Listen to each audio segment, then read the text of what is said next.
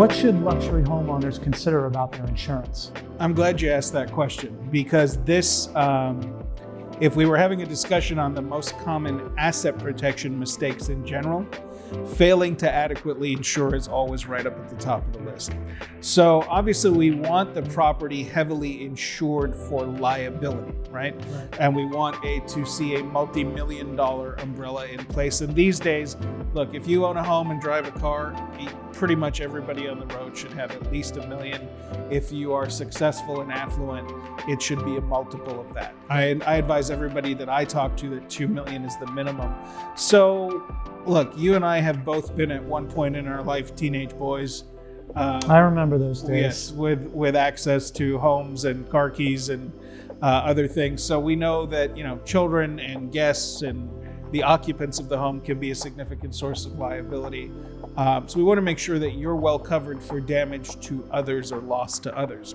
What we often overlook, and what affluent individuals often overlook, is properly insuring themselves the same way. And so there I'm talking about not liability, but loss coverage. And that coverage should be adequate to replace your home or any damage to it, including the custom finishes that you have. We started looking at this issue as property values started spiking here some time ago. And a lot of folks in the Phoenix metro area have insurance policies that have the replacement value on their dwelling at a couple of $100 a square foot.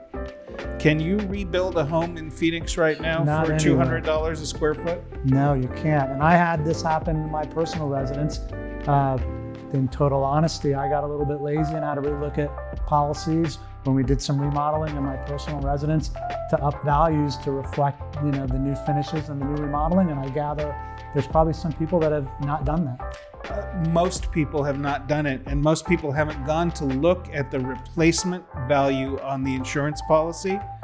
They also not only do they not have enough on dwelling replacement, they don't have enough on their personal property.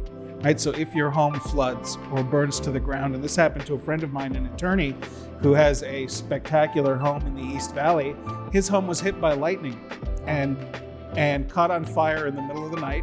And he and his wife were asleep and they didn't know, and the fire department came and put the fire out.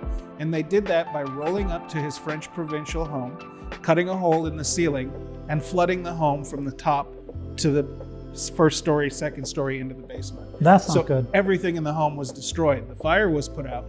But most people are not adequately insured for that, and the personal goods replacement coverage they have, the personal property coverage they have, is not adequate. And most people can't prove what was in their house, right? You can spend $500 on a sofa, or you can spend $5,000, right?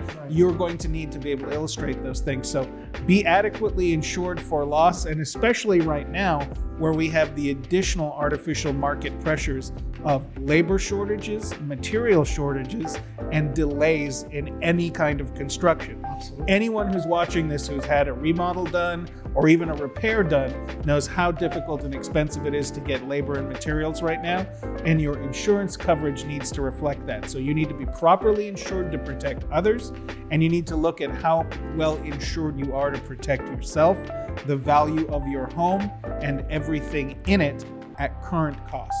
That's great. So this is a value add that you bring to your practice, because obviously you don't do the insurance work and you're referring the insurance work out, but you're looking at it holistically, not just through legal tools, but looking at the insurance to make sure that that's adequate. And I would do the same for my clients as well, put them in touch with a trusted insurance advisor. That's exactly right. In one respect, I don't have a dog in that fight. As you said, I don't sell insurance, but I sure make people buy it. Yeah. And look, dollar for dollar, it is one of the most predictable and cost-effective ways that we can protect ourselves. Great.